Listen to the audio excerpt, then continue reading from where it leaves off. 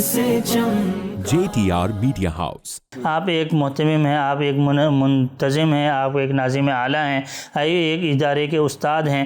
آپ کا کوئی بھی عمل ایسا نہیں ہونا چاہیے کہ کم از کم کہ لوگوں کے سامنے وہ قابل اعتراض ہو. ایک بات تو یہ ہو گئی نا، ایک بات تو یہ ہو گئی. جی ہاں. دوسری بات جو ہے وہ بنیادی چیز یہ علمی لحاظ سے ٹھوس ہونا چاہیے.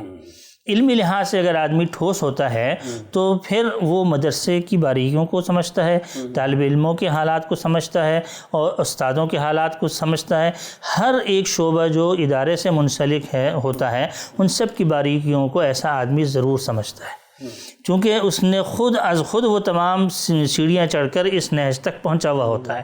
دیکھیں ٹھوس ایسی چیز نہیں ہوتی کہ آدمی پہلے درجے سے اگر اس نے کتاب پڑھائی ہے اور وہ پڑھاتے ہوئے جو ہے وہ چھٹے درجے میں پہنچ جائے، 7ویں درجے کو پہنچ جائے تو اس کے اندر گویا کہ ٹھوس علم نہیں آیا اس کے اندر. یعنی درجہ بدرجہ جو ترقی ہوتی ہے ایک فطری طور سے ہر کتاب ہر علم کو پڑھانے کے لحاظ سے وہ انسان کو کرنا چاہیے. اس اہتمام اور اس منتظم ہونا، ناظم ہونے کے اعتبار سے بڑی کتابیں از خود بہت جلدی لے لینا یہ اس بات کی علامت نہیں ہوتی کہ اس کے اندر علمی لحاظ سے بہت کچھ آ گیا ہے یا اس کے اندر ٹھوس علم ہو گیا ہے، بلکہ وہ بڑی درجات کی کتابیں اسی وقت لے جبکہ وہ یہ اپنے اندر یہ صلاحیت رکھے کہ میں اس کو پڑھانے کا حق ادا کر سکتا ہوں یا نہیں. تو وہ ٹھوس علم جو ہوتے ہیں نا ہر لحاظ سے، ہر فن کے لحاظ سے اس کے اندر ٹھوس علم ہو، کیونکہ یہ ایک قائدانہ کردار ہے. وہ ایک ایسے معاملات ہیں کہ کل کو کسی کو بھی کہیں پر بھی رہنمائی کی ضرورت پڑ سکتی ہے. وہ اپنے بڑے کے پاس آئے گا، جب وہ بڑے ہی ماشاء اللہ ہوگا تو پھر اس کے لیے آگے چلنا مشکل ہو جائے گا. تو لہٰذا اس لحاظ سے اس کا علمی ٹھوس جو ہے علمی لحاظ سے وہ اس کی ذات عالی مضبوط ہونی چاہیے. دوسرے نمبر پر یہ آتا ہے کہ اس کے اندر قائدانہ کردار ہونا چاہیے. دیکھیے قائدانہ کردار سنت نبوی سے ثابت ہے اور بہت اچھے انداز سے ثابت ہے. حضور پاک علیہ السلام کی گھریلو زندگی بھی ہمارے سامنے، حضور علیہ السلام کی تعلیمی زندگی بھی ہمارے سامنے ہے، حضور علیہ السلام کی تجارتی زندگی بھی ہمارے سامنے ہے. جہادی اعتبار سے دیکھیں تو ایک سپہ سالار کی حیثیت سے بھی وہ کیا کارنامے انجام دیے وہ سارے بھی ہمارے سامنے ہیں. کوئی بات ایسی ڈکی چھپی نہیں ہے کہ جس میں حضور علیہ السلام نے قائدانہ کردار نہ کیا ہو. تو ایسی شخصیت جو اس مسند اہتمام، مسند انتظام پہ بیٹھے تو اس کو چاہیے کہ ان تمام قائدانہ صلاحیتوں سے اس کو بخوبی اس کے اندر واقفیت ہو کہ کس فیلڈ میں کس لحاظ سے کیسے چلنا ہے. یہ دور حاضر کے مطابق بھی کچھ نہ کچھ شدھ بوجھ اور آگاہی ہونی چاہیے کہ جدید ٹیکنالوجی ہے، جدید مہارتیں ہیں، جدید تعلیم ہے، اس بارے میں بھی واقفیت ہونی چاہیے. قائد کو معلوم ہونا چاہیے کہ سربراہ کو، بلکہ آج تو ہر آدمی کو معلوم ہونا چاہیے اس بارے میں. جی اصل میں جہاں تک اپنا افادہ اور استفادے کا تعلق ہے نا اس میں یہ چیز لازمی ہے. اگر آپ مدرسے کو، اپنے دینی ادارے کو کسی نہج پہ پہنچانا چاہتے ہیں تو عصری تقاضوں کو پورا دیکھنا پڑے گا اور جو ہے جتنی بھی معلومات ایک سطح پر ہونی چاہیے وہ اس ادارے کے پاس پورے طور سے موجود ہوں. جبھی آپ جو ہے وہ ایک کامیابی کے ساتھ چلیں گے اور زمانے کی ضروریات کو سمجھ کر اس کی ضرورت اس کے تقاضوں کو پورا کریں گے. اب اگر ہم ملٹی نیشنل اداروں کو دیکھیں، بڑے اداروں کو دیکھیں، وہ کس طرح آپ نے ایک چیز کی منصوبہ بندی کرتے ہیں، بلکہ اس میں جو کام کرنے والے ملازم ہوتے ہیں ان کی بھی تربیت اور تعلیم اور ورکشاپ اور ٹریننگ کا بندوبست کرتے ہیں. چونکہ ادارہ کسی ایک شخص کا نام نہیں ہے. تنہا کوئی شخص چاہے کہ میں کامیابی حاصل کر لوں ممکن نہیں، اپنی ٹیم کے ساتھ کامیابی حاصل کر سکتا ہے. جی بالکل.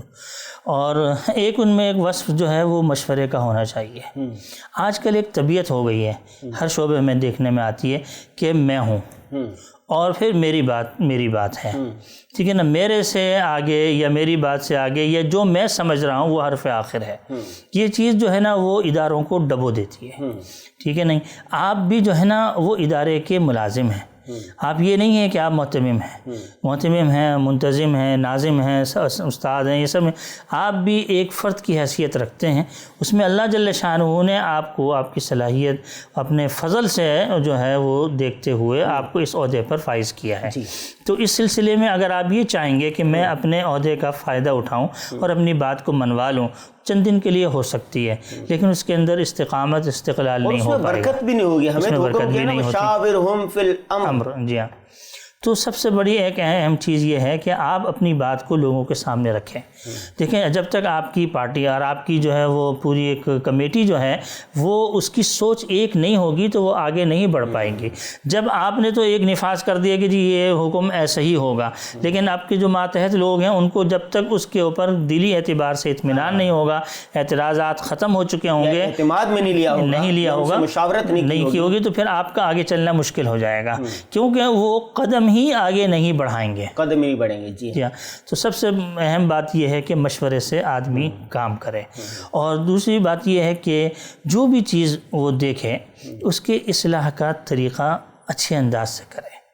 دیکھیں، ہمارے ہاں جو ہے نا وہ اداروں کے اندر بھی نزاع ہو جاتا ہے، اور اداروں کے نزاع سے دوسرے ادارے بنتے ہیں، ٹھیک ہے نا؟ اسی دوسرے ادارے بننے کی وجہ سے ہماری جو توانائیاں ہوتی ہیں وہ اداروں کو نقصان پہنچانے میں صرف ہو رہی ہوتی ہیں۔ تو اس لیے اگر کوئی لڑائی جھگڑا ہو تو اس کو اچھے انداز سے وہیں پر ہی ختم کر دینا چاہیے۔ گھروں کے اندر کتنی لڑائیاں ہو رہی ہیں اس وقت، تو طلاق کے مسئلے سب سے زیادہ آ رہے ہیں۔ اس کی وجہ کیا؟ میوی بیوی میں چھوٹی چھوٹی بات پہ لڑائی جھگڑے، فساد، خاندان ٹوٹ رہے ہیں، ملکوں میں لڑائیاں ہیں، صوبوں میں لڑائیاں ہیں، سیاسی پارٹیوں میں لڑائیاں، آپ دیکھیں۔ جی ہاں، جی ہر جگہ۔ اپنے محتمم منتظم صاحب کا کام یہی ہے سارا کہ وہ اس طریقے سے لوگوں کو ملاپ کر کے جوڑ کے رکھے، کسی قسم کا کوئی اختلافی بات اس کے اندر نہیں ہونی چاہیے۔ اگر اختلاف ہو جائے تو اس کو صلح صفائی سے احسن طریقے سے اس کو نمٹا لیا جائے، اور اس کو نا ذاتی حالات تک نہیں لے کے آنا چاہیے۔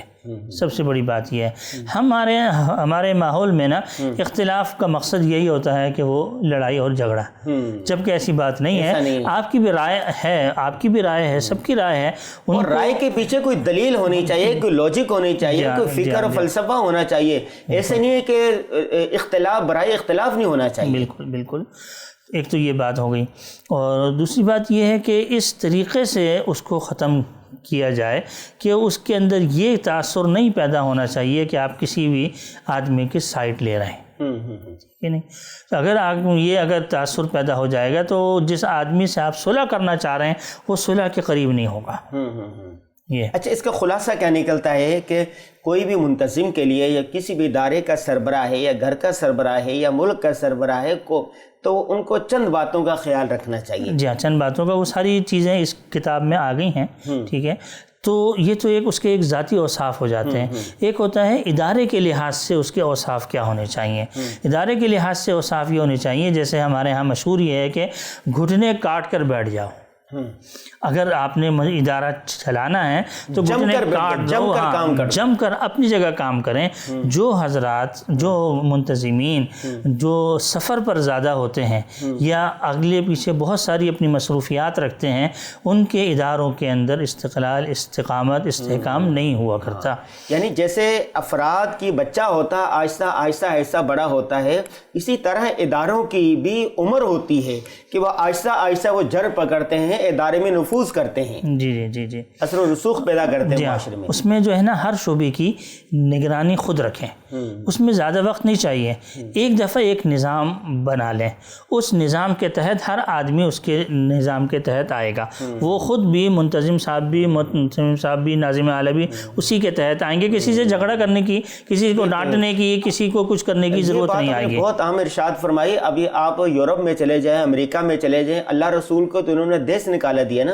اب ان کے ہاں صرف کیا قانون کا خوف ہے، قانون کی سب نے پابندی کرتی ہیں۔ اگر قانون کی پابندی نہ کریں تو وہاں تو جنگل آ جائے، جنگل کی طرح لڑ پڑے، وہ ترقی یافتہ ممالک جو نا جنگل بن جائیں وہ۔ تو جس ادارے کے اندر جو قانون بنا دیا، جو اصول بنا دیا جائے، اس کو سب کو فالو کرنا چاہیے قانون کے تحت۔ اور ہم تو اللہ رسول کو ماننے والے، خشیت الہی ہونا چاہیے، خوف خدا ہونا چاہیے. کوئی نہیں بھی دیکھ رہا تو اللہ تو دیکھ رہا تھا نا، امانتاً دیانت نے کام کریں. اور دوسرا یہ ہے کہ قانون کی پاسداری کریں. جی ہاں، اس کے اندر جو ہے نا پھر کسی سے کوئی بات کرنے کی ضرورت نہیں ہوتی. بھئی اس قانون کی شق کے تحت آپ کے اوپر یہ فیصلہ ہو سکتا ہے. وہ خود ہی جو ہے وہ ڈرے گا، خود ہی خوف کرے گا، خود ہی ماحول کے اندر آئے گا. اور ایک سب سے اہم ترین بات جو ایک نفسیاتی اور اصولی اور ایک فکری چیز ہے، وہ یہ ہے کہ جب سب سے اونچا آدمی کسی اصول پر عمل کرتا ہے تو نیچے والے خود بخود کرتے ہیں. اس کی مثال تو سیرت سے بھی ملتی ہے. جی ہاں، جی ہاں، سیرت سے بھی ملتی ہے. سیرت طیبہ تو ہمارے ہاں منتظم بیچارہ اپنے آپ کو سمجھتا ہے کہ میں تمام اصول سے بالا ہوں، مجھے کوئی اصول میرے پر لاگو نہیں ہوتا. نیچے پھر عمل نہیں کرتے، پھر عمل نیچے خرابی پیدا ہوتی ہے. دیکھیں نگرانی بھی خوب ہو، ٹھیک ہے، ایک اصول بنا دیا جائے ہر شعبے کا، اسی اصول کے تحت 5-7 منٹ ہر شعبے کو دیں، ہر شعبے سے 5-7 منٹ اس کی کارکردگی لیں ہر روز، تو انشاءاللہ العزیز آپ کو تمام چیزوں کی باریکیاں حاصل جزا اور سزا کا قانون بھی ہونا چاہیے. جو کام کرنے والا ہے، محنتی ہے، ان کو جزا ملنی چاہیے. جو نکھٹو ہے، کامچور ہے، ان کو تنبیہ ہونی چاہیے اس کی. جی ہاں، میں اسی پر اگلی بات میں آنا چاہتا ہوں کہ دوسری بات آگے میں عرض کرنا چاہتا ہوں کہ ان تمام چیزوں کے لیے اگر کوئی آدمی بہت مستعد ہے، باصلاحیت ہے اور پابندی ہر لحاظ سے کر رہا ہے، اس کے لیے ضروری ہے کہ اس کی حوصلہ افزائی ہونی چاہیے. JTR Media House.